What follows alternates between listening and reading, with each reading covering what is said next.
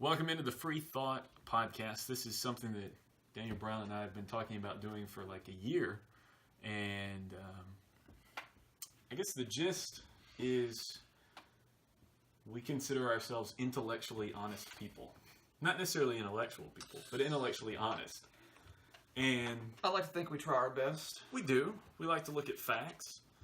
And so what we want to do with this particular show is, as we were just talking off air, thought provocation, fact hunting, and find kind of the root of what a discussion or an issue is about, and then address that and see if we can come to a conclusion of, okay, here's the reality of what we're talking about. Whatever that hot button issue is, kind of break it down to its simpler form and figure out the facts of what we're talking about, what it is. So, I don't know, what we've kind of discussed some of our political stances coming into this, maybe guns, for example. That's one of the first things that we talked about that seems to define left, right, center, genderqueer, whatever your choice may be. Guns, I think you can break that down to some pretty basic stuff. Stance on the Second Amendment.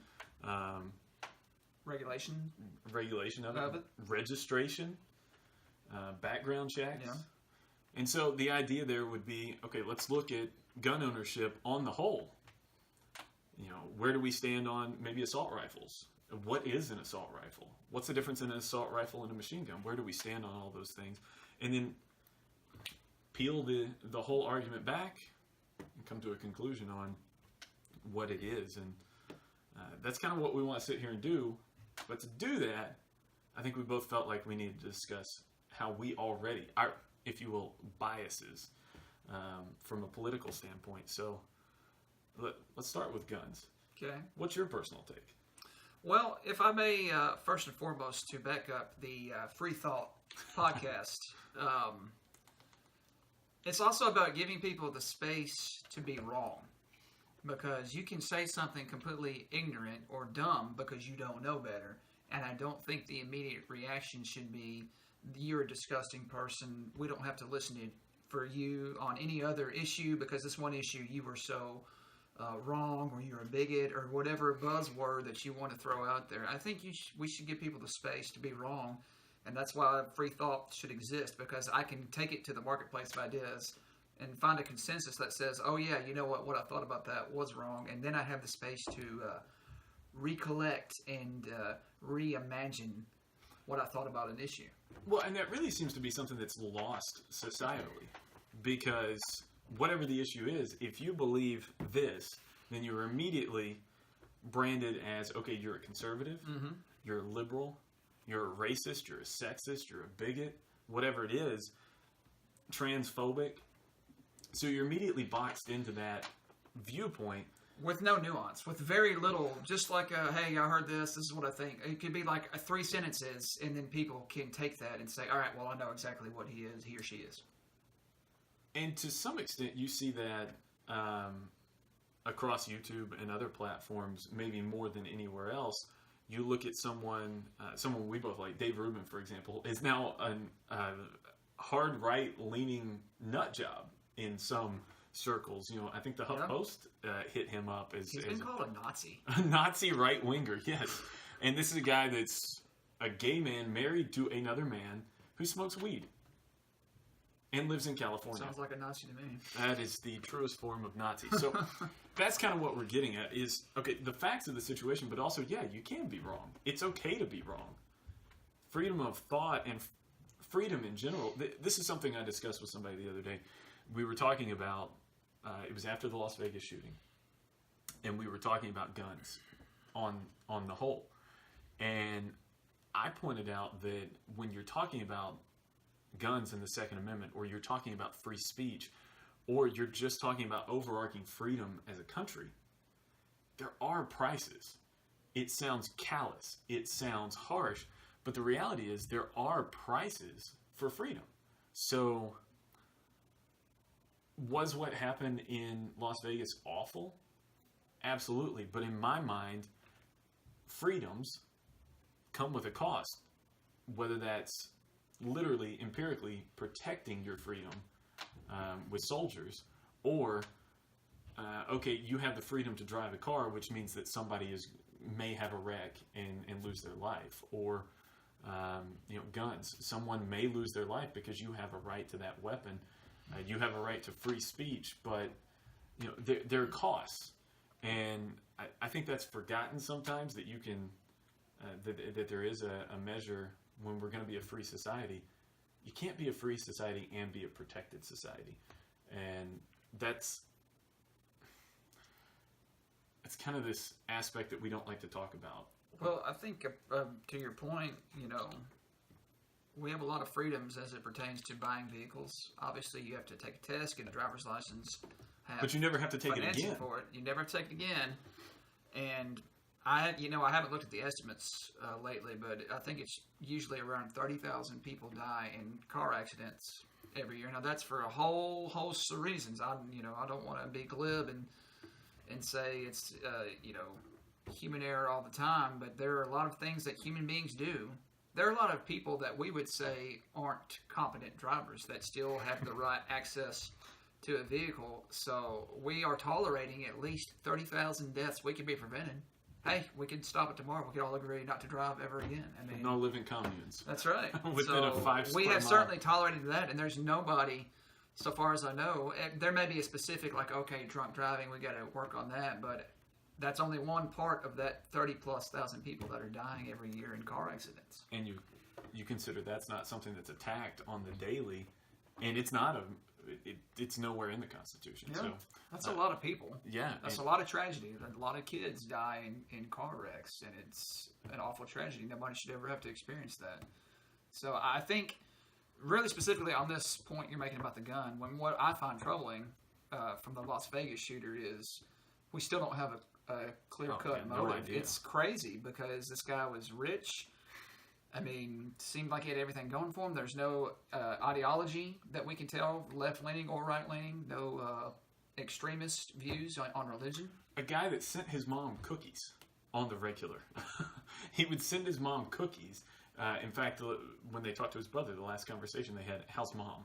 Yeah. That does not sound like the kind of guy. A few weeks, a month before perpetrating this crime. So some of the things that I see with this shooter and this talk about guns is everything I hear people say, we have to do this right now. It's either already been done or whatever the implementation they're saying is would not have prevented this specific person. He had no history of mental health that would have prevented him from perpetrating this crime. We've kind of casually walked into talking about guns, but I read the other day, I believe it's 7,700 laws in total across the country regarding guns, and yet still we have these things. So I guess where I would go is I'll just come out and say I'm kind of an absolutionist on the Second Amendment. Some people hate that stance, but my thought with guns, honestly, I don't care what it is. My interpretation has always been it's the gun of the day. It's whatever the military equivalent is of weaponry. It's the people's right to possess that. And you're better historically than I am at knowing these sorts of things. But to put it into context, if we're talking about freedoms, both implied and granted, in the Constitution and the Bill of Rights, I'm viewing it as, I've always viewed it, there was no desire to have anyone that could oppress the people. And the only way to ensure that the military can't oppress the people is if the people have the same armament as the military. I understand the argument, oh, well, now they're just killing machines. I don't know about that. I don't know that responsible gun owners are using these things to kill. So I've always been an absolutionist on the Second Amendment. If you want an RPG, you're an idiot. There's no point in it. But in the event that something absolutely insane happened and Trump really was Hitler, we'd be glad for the crazy person that had an RPG. We'd be glad for the crazy person that had a tank-mounted machine gun at their house. It was like, hey, I got this fight. So For me, I know it sounds like a crazy thing to say, but for self-defense, I'm all for handguns, concealed carry, open carry, whatever.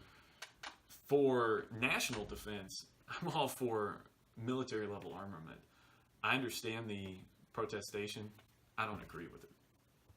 That's an extreme viewpoint, though. So you think that the average American should be able to own, say, an M16? I think, yeah, I think that's the most up-to-date military. I think so, yes. rifle. I think you tell me what the military top line is, and that's where the top line for the Second Amendment is. Now, do I think that I, as a citizen, ought to be able to go out and buy a tank? No. No, I do not. But do I think that I ought to be able to, in the event of... Look, we're talking about a catastrophic thing. A catastrophic thing where the U.S. government is now so messed up that the people have to do something about it. But keep in mind, it's not like that's a foreign concept around the world. Mm-hmm. It's foreign to us, even though we had a civil uprising less than 200 years ago. Yes, less than 200 years ago. I had to do some head math. We've had one in this country, and yet we still think that there would never be a need to overthrow an oppressive government, which is crazy to me that we don't think that. But in the event that we did, trust me, you're going to want people to be appropriately armed. Especially, this is the dumbfounding thing to me with the Second Amendment. When you say what I just said, defense against an oppressive government, people on the left, not to categorize blanketly, but you're kind of laughed at. Oh, you think you need your gun to protect yourself from the government. But these are the same people that would refer to Donald Trump or the Tea Party as Hitler or the Taliban or whatever. They would look at them that way. It's astonishing to me that people would find fault in the idea of defending yourself against an oppressive government, but at the same time they're talking about Trump being a fascist and Republicans being Nazis. Mm-hmm. So in my mind, yes, I'm a complete absolutionist on this. Well, I mean, I do believe in the supremacy of the Second Amendment. I think that there are regulations that can be put towards firearms. I personally don't think that the average person should be able to own an automatic weapon.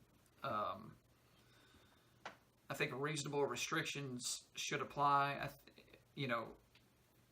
This expansion of background checks, I could get on board with all of that, and at the end of the day, there would still be about as many gun deaths per year because the majority of deaths are via a handgun. So, are you going to restrict that? I just don't see any reasonable manner, even if we had a completely anti-gun government across the board, and they had the votes to restrict whatever. To go door to door collecting firearms, I don't see how that would play out peacefully. I think that would be a violent doing that confrontation. You would actually it'd be a self-fulfilling prophecy. You would fulfill what hard right stance people like myself. Again, just to clarify, I don't think we're going to need to overthrow our government anytime soon. I wouldn't even call for it. My only counter argument to that would be that we're already at a disadvantage. The government has drones. They have nuclear weapons. I mean, that's fair. And again, we would be talking about the most extreme, most catastrophic scenario. So I guess in my mind, I envision it that if it came to that, you would also have a fracture within the military.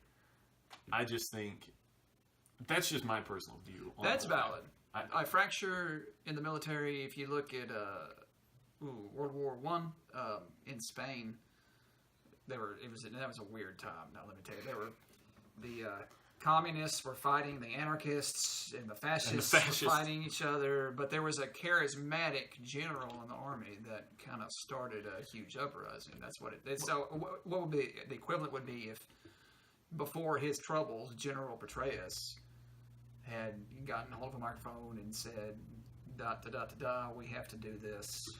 You think about in Germany, everybody wants to blanket all Nazis as horrible people. The Desert Fox is a great example. He plotted to come back to Germany from North Africa to overthrow Hitler.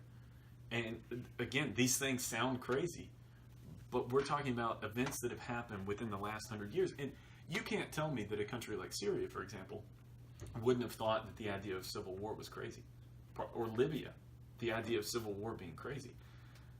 But when those things happen, it requires citizens, and granted, it usually comes with an aspect of military upheaval, like we just talked about, but it requires citizens being so armed as to be able to countermand the loyalists. So, again, extreme scenario. I agree with the idea of expansive background checks. The problem I have with, we've talked about the mental illness thing as a country. We've talked about banning people that have a mental illness.